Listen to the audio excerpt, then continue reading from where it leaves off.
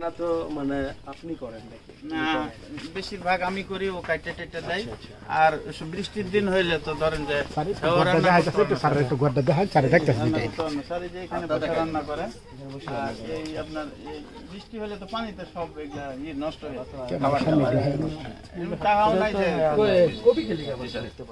জি জি, আল্লাহ সামনে দেখবে সবাই একটু ভিতরে। এখানে একটা পাম্প করে দিলে ভালো হয়। পাম্পের জায়গাটা ঠিক আছে। আমরা এখানে পানির ব্যবস্থা করলে যে পানিটা টানছে আমার 3 কেজি উপরে নেওয়া নিষেধ, 3 কেজির উপরে নেওয়া নিষেধ। তারপর ধরেন তার বিনোদন বা তার মন ভালো রাখা, তার এখানে ওখানে নেওয়া, ঘর থেকে আনা। এই যে পানি আপনার 30 বালতি পানি লাগে 3 জনের, কাপড় খাঁচা টাচা সব মিলায় স্যার।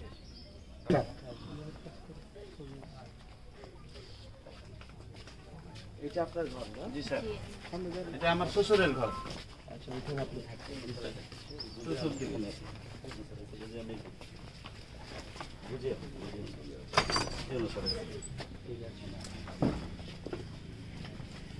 প্রমাণ করে দিয়েছেন সেই সোহেল ভাই, রসনা আপা। আসলে এখনকার ভালোবাসা বা সেই এই ডিজিটাল ভালোবাসার ভিতরেও কিন্তু এইরকম ভালোবাসা যে এখনও আছে সেটা প্রমাণ করে দিয়েছেন সোহেল ভাই। আমরা এই যে দেখুন, সে ঘুরতেছে তার ওয়াইফকে নিয়ে, যখন তাদের মন খারাপ হয় তখন তারা বিভিন্ন জায়গায় ঘুরতে আসে। তো সেই রকম একটি জায়গায় আসছে, আমরা একটু আপনাদেরকে দেখাবো।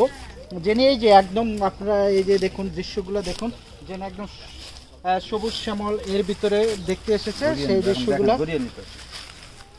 শুরু করছি আমাদের নিয়মিত অনুষ্ঠান অসহায় মানুষের গল্প তুলে ধরি। দেশের প্রত্যন্ত অঞ্চলে গিয়ে অসহায় যারা মানুষ আছেন, একদম ওই যে প্রতিবন্ধী, এরকম মানুষের গল্প তুলে ধরি। আজ আমরা আছি ময়মনসিংহের 30 সালে গুজিয়াম গ্রামে। এখানে আপনারা দেখতে পাচ্ছেন দুইজন যুগলবন্দি বসে আছে। বিশ্ব ভালোবাসা দিবসে তারা বেশ ভাইরাল হয়েছিল। আজ আমরা এসেছি তাদের খোঁজখবর নিতে, এখন কেমন আছে সেই গল্পটি আমরা তুলে ধরবো। আসসালামু আলাইকুম। ওয়ালাইকুম সালাম। কেমন আছেন ভাই? আলহামদুলিল্লাহ, ভালো আছি। আপনার নামটা কি একটু যদি বলেন? মোহাম্মদ সোহেল মিয়া। আর আপার? মুসাম্মদ রওশন আক্তার। তো এই যে আমরা শুনছিলাম আপনাদের ভালোবাসার গল্প, সারা রাত অপেক্ষা করে এই যে আপাকে পালিয়ে নিয়ে বিয়ে করেছিলেন, তারপরের গল্পটা যদি একটু বলেন।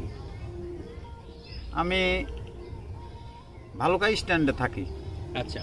সারা রাত জায়গা বিশ্বকাপ ফুটবল খেলা হচ্ছিল, খেলা দেখার পরে ভালুকা স্ট্যান্ডে থাকি, এই রিক্সাতে যাই। রিক্সাতে মানে কাউন্টারে বলি কাউন্টার মাস্টারে যে ভাই এভাবে একটা মেয়েরে নিতে আসছি, তো বলছে যে সমস্যা নাই, আমরা সহযোগিতা করব, কিন্তু ভাই নিয়ে কইরা খাইন, তারে ফেলে দিয়েন না, ঠিক আছে? আচ্ছা। আমি আপনার আজ থেকে মানে সমুদ্রের মতো হইলাম, ওই মেয়ের আমি ভাই। আচ্ছা, বুঝছেন? আপনার যা সহযোগিতা আমি করব। আচ্ছা। বালুকার মাটিতে আপনাকে কেউ কিছু করতে পারবে না, আমি এখান থেকে তুলে দেবো। আচ্ছা আচ্ছা। তারপরে ডাউন টাউন গাড়িতে গেলাম, ঢাকা নিয়ে চলে গেছি। এই যে একজন প্রতিবন্ধীর প্রতি এত ভালোবাসা কি থেকে আপনার মনে আসলো? আমার প্রথম এটাই হয়েছে যে আমি একটা ফ্রেশ, নিট অ্যান্ড ক্লিন, এর চেয়ে তার ফ্রেশ কেউ নাই। কাউরে সময় দিতে পারেনি, কোনো কফি হাউসে যাইতে পারেনি, কোনো রেস্টুরেন্টে বসতে পারেনি, কলেজে যাইতে পারেনি, কারোর সাথে আড্ডা দিতে পারেনি। এটা আমার প্রথমই। তারপরে পরকাল ভেবে নিছি। এই একটা আর একটা গুণ হইতেছে যে এরকম অসহায় মানুষের লিয়াও যে ঘর বাঁধা যায়, সংসার করা যায়, তার পাশে দাঁড়া যায়, এটা একটা নজিরবিহীন একটা প্রমাণ। সেই প্রমাণ করতে আপনি এত দূর ছুটে চলে আসছিলেন? ছুটে আসছি। তারপরে যে ঢাকায় গেলেন, তারপর ঢাকায় গিয়ে ঢাকায় নিয়ে যা একটা বোর্ডিংয়ে উঠছিলাম। আচ্ছা। বোর্ডিংয়ে রাতে থাকার পর আমার এক পরিচিত মুরব্বী ছিলেন, নোয়াখালী বাড়ি, উনি ম্যাজিস্ট্রেটের সাথে কথাবার্তা কইলা আমাদের বিয়ে দিয়ে দিচ্ছে। আচ্ছা। বিয়ে দেওয়ার পরে বাসা নিয়ে অনেকদিন থাকি। সেই থেকেই আপনাদের সংসার চলা শুরু। এই যে আমরা বিশ্ব ভালোবাসা দিবস চলে গেল, ফাল্গুন মাস, আমরা এর মাঝে আপনার বেশ কিছু গান দেখেছি, আপনি বেশ গান গাইতে পারেন, যদি একটু।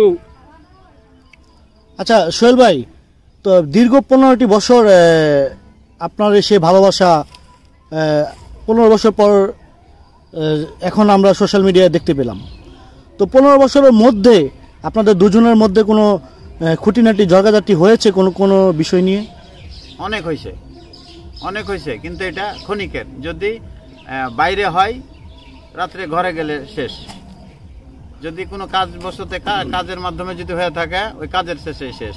যেমন আজকেও হয়েছে, একটা থালা বাসন মানছে হেতো মাঝে আমি নিয়ে আসি, আগায় দেই নিয়ে আসি, একটা হাত থেকে মানে একটার উপরে একটা দিয়ে করছে, সে কিন্তু একটার উপরে একটা সাজাইতে খুব পছন্দ করে, একটা পড়ে গেছে তখন একটা বকা দিছি, আচ্ছা, কিন্তু এটা জিনিসটা রাখতে রাখতে আবার ওইটা ধোয়া হয়ে গেছে, ওইটা নিশ্চয়ই শেষ। সেই বকাটাও কি ভালোবাসার বকা? ভালোবাসারই বকা ধরেন। আচ্ছা আচ্ছা।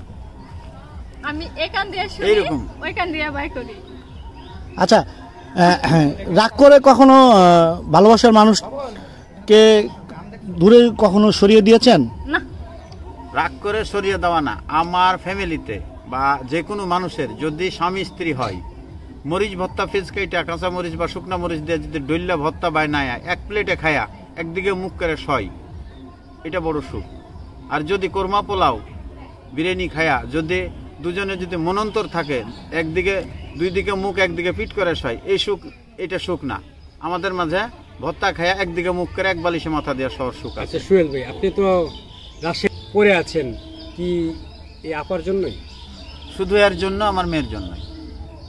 তা আপনি তো এই ঢাকা শহরে চাকরি করলে বেশ ভালো জায়গায় থাকতে পারতেন। চাকরি টাইম মেনটেনের জন্য তো, চাকরি যখন আমার বাচ্চা আসলো 4 মাসের প্রেগনেন্ট, তখন তো আর মানে টাইম মেনটেনও করতে পারি না, হ্যাঁ বমি করে নিতেও পারি না, এই টাইম মেনটেন করতে পারি না। ওখানে বকাঝকা করে, প্রাইভেট সেক্টরে তো কথার অনেক ফুলঝুড়ি, শুদ্ধ বাংলা গালিগালাজ যা আছে ফুলঝুড়ি অনেক শুনতে হয়, বাধ্য হয়ে বাদ দিছি। তারপরে নানান জায়গায় কাজ করছি, রাজমিস্ত্রির হেল্পারি থেকে শুরু করে মাটির কাজ, এমন কোনো কাজ নাই যে করিনি, প্রয়োজনে গামছায় মুখ ঢেকেও গেছি গা। এই যে আপনি এত শিক্ষিত হওয়ার পরেও রাজমিস্ত্রির কাজ, মাটি কাটার কাজ করলেন, আপনার কাছে কেমন লেগেছে? আমার কাছে খুব ভালো লাগছে। রাত্রে এসে ওই টাকা দিয়া যখন আমার এই সকালে যে পানি টানি দেওয়া যায় গোসলের, রান্না কইরা একসাথে আবার ওই টাকার বাজার করে এসে রাত্রে যখন খাই, এটা আমার অনেক সুখ। কিন্তু টাইম মেনটেন না করতে পারে কোনো ফ্যাক্টরিতে, কোনো কোম্পানিতে, প্রাইভেট সেক্টরে বকা খাওয়া আমার কাছে ভালো লাগেনি, বাদ দিছি। আচ্ছা।